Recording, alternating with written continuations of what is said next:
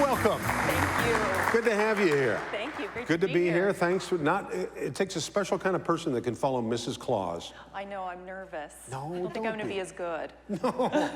Well, you're awesome. Tell us a little bit about you, where you're from originally. Yeah, I was born in Montreal, Canada, so another one that slipped through the border. But I guess I was younger, so I didn't look as suspicious back then. But and then moved around a number of different states, from Utah to Michigan, and I've been here in Arizona for the last 5.5 years. Oh, that's great. Yeah. And so tell me, what's your background? How does someone from Canada that's moved around, how do you fit into this career? Well, my whole family's been in mining. My dad's a miner, my sister, my brother-in-law, my husband, so it's kind of in the blood. And did a degree in engineering, and my first job out of college was at a big operating mine in Utah, and I just kind of fell into it. That's great. Well, what's the history of the mine? And that flew right over my head. I've been desensitized by the sleigh was on the house. You kind of fell into it. I like it. A little, yeah. That's beautiful. See, the joke I was doing earlier, and I said I won't do this, but when you said your dad's a miner, I'm thinking, wow, and he had kids. Because I was thinking like minor, like under the age of 21. That's why I wasn't going to tell that joke. And the other joke is, how come you guys aren't allowed into bars? Because the sign always says, no minors. Yeah, see, you've heard them all. So tell us about the history of the mine. Where are you guys located exactly? Yeah, we're located about an hour's drive east of here. Just take US 60 over to Superior, Arizona. We're in an area that is called essentially the historic Copper Triangle, where there's been mining in that area for about a century. And all of the cities and the towns in that area really formed because of mining. So we are essentially a new project. We have, it is probably one of the top 5 undeveloped copper deposits in the whole world that just sits a few miles outside of Superior, Arizona. Immensely lucky to work at a place like that. Wow, that's awesome. So it's Superior, Globe, and Miami, and all that. That's all the kind of that's all mining out there. That's how it was founded, right? Right, and people, that's really a large part of the economy in that area of the region. It is something that people know mining very well. They like their economy to be vibrant again, and they like to bring back that mining economy. But I think one of the other things that is unique about that area, and one of the things we're lucky to do, is we have great partners in that community, the Superior Chamber of Commerce being one of them. And they're really looking to, mining's a fabric of the community, and certainly people want and value it, but they want to diversify as well. And so if you drive into Superior today, you'll see there's a buzz, there's a vibrancy. The Chamber of Commerce has really stepped it up, and there's dozens of great restaurants and shops. The entryway into Superior is the Boyce Thompson Arboretum, which we're a partner with as well, one of the probably top botanical gardens in the United States.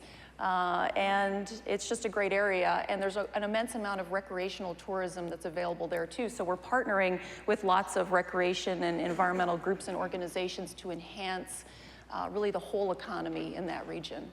Well, and I know mining has evolved. It's not the way it was 100 years ago. It's environmentally, you guys are very conscious about things that it's just not the way it used to be. Tell us a little bit about that. Yeah, no, we're in a heavily regulated environment, and I think it's something in the United States we should be proud of. We have some of the most stringent environmental rules and regulations, and certainly the way mining operated decades ago is not the way that we operate today.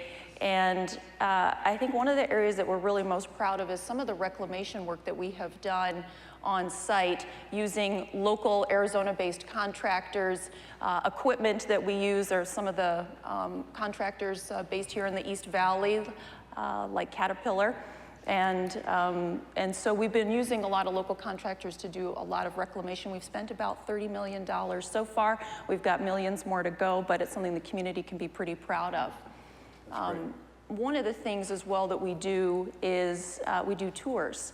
I mentioned that Superior is really a great daytime tourism, a wonderful place to visit, but if you're ever in Superior, come by our Main Street office, and we do tours every 2 weeks, and there's a picture of Sally, went 7,000 feet underground. Really? Was it awesome? It was raining down. It was raining underground. Okay, that's some kind of weird voodoo. I don't get that.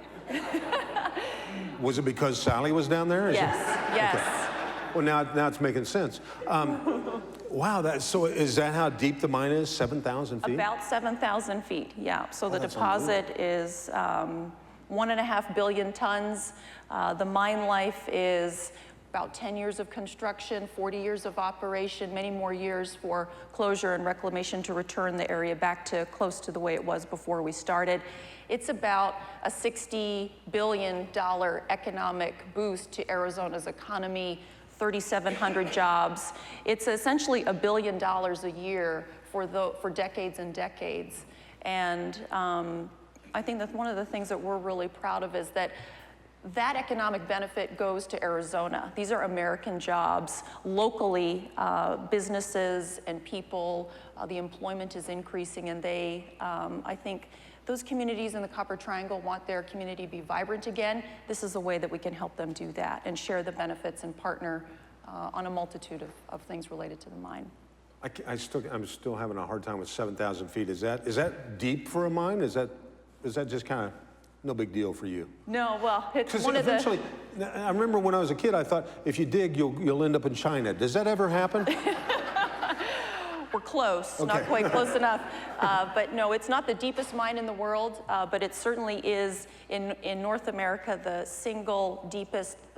deepest single shaft in the United States. So there's other mines that are deeper, but they have multiple shafts. This is one, as Sally would know. You went down one straight long hole.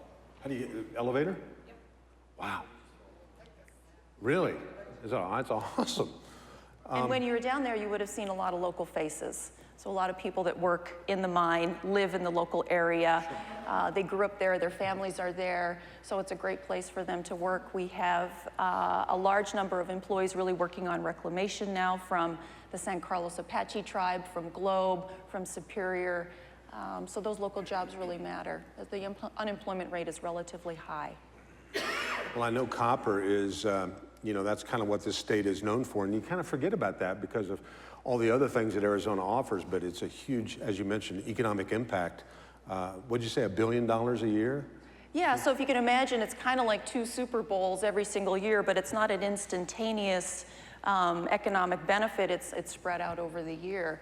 And I think that we have to look for ways to make sure that local people and people based in Arizona and businesses benefit.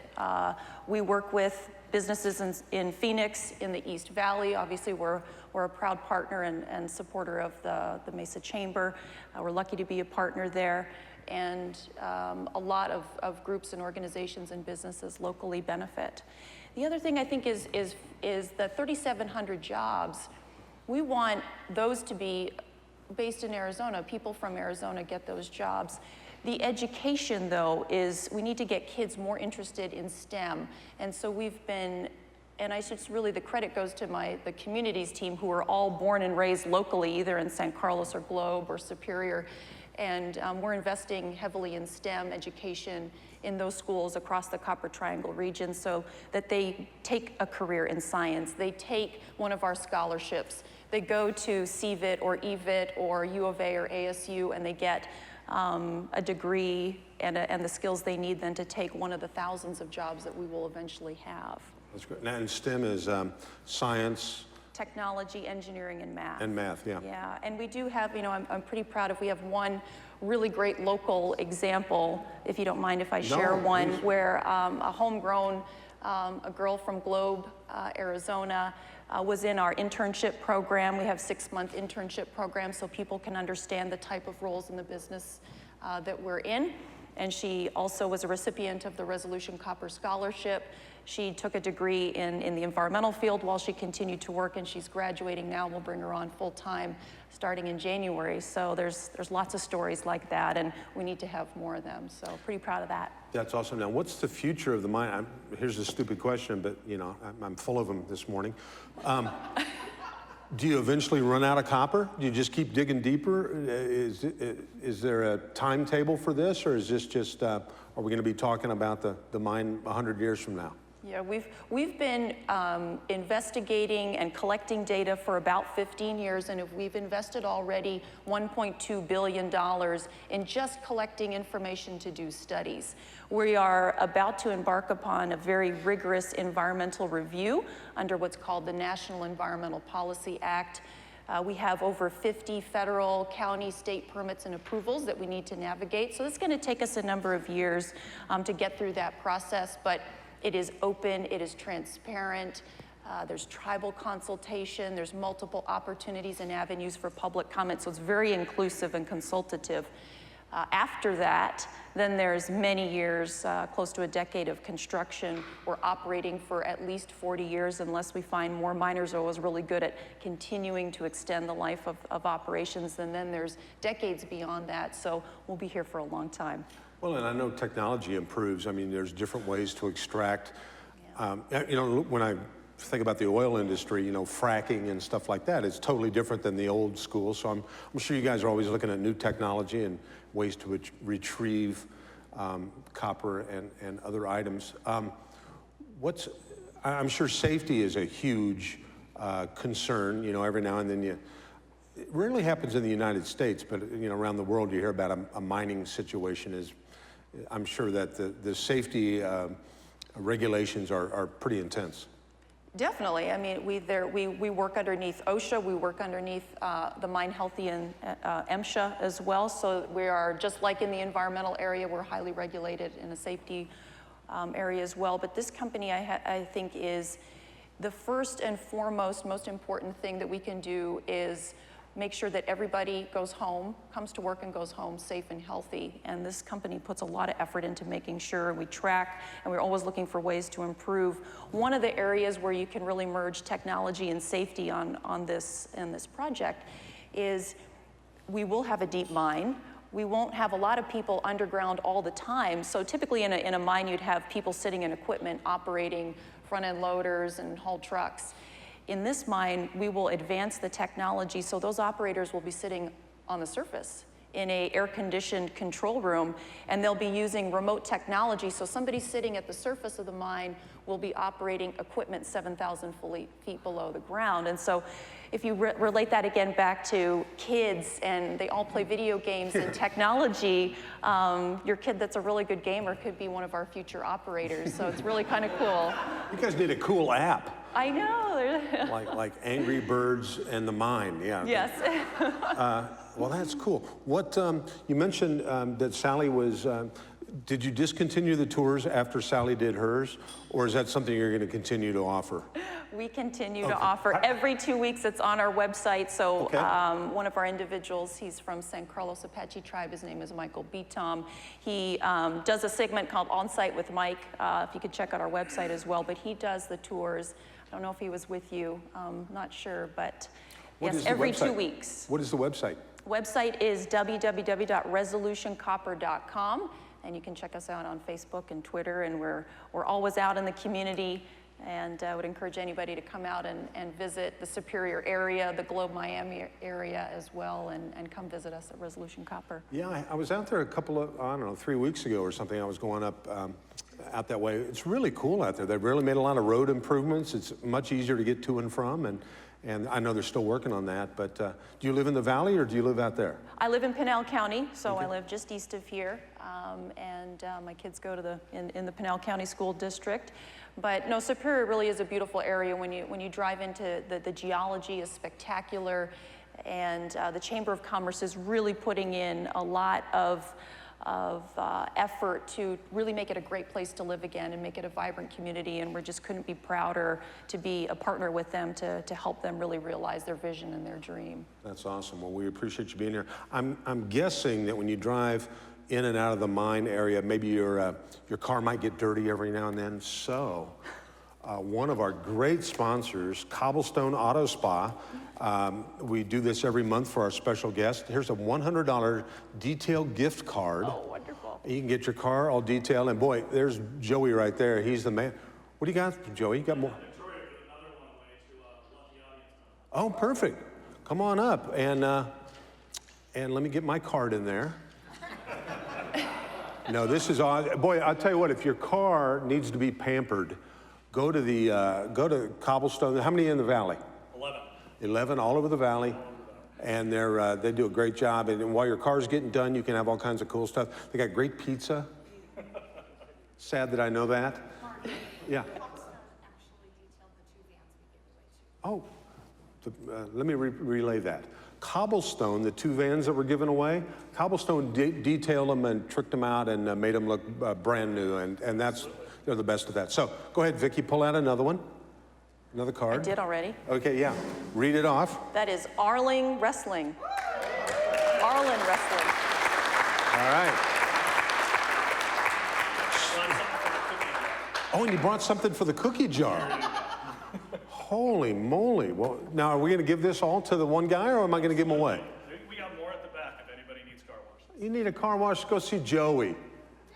Joey McMorris, thank you very much. Thanks, Cobblestone. Vicki, thank you so much for, and once again, tell me, 3,700 jobs, is that what? 3,700 jobs at peak production through the life of the operation, yes. That's awesome. Well, thank you very much. Thanks for being here. If you don't mind.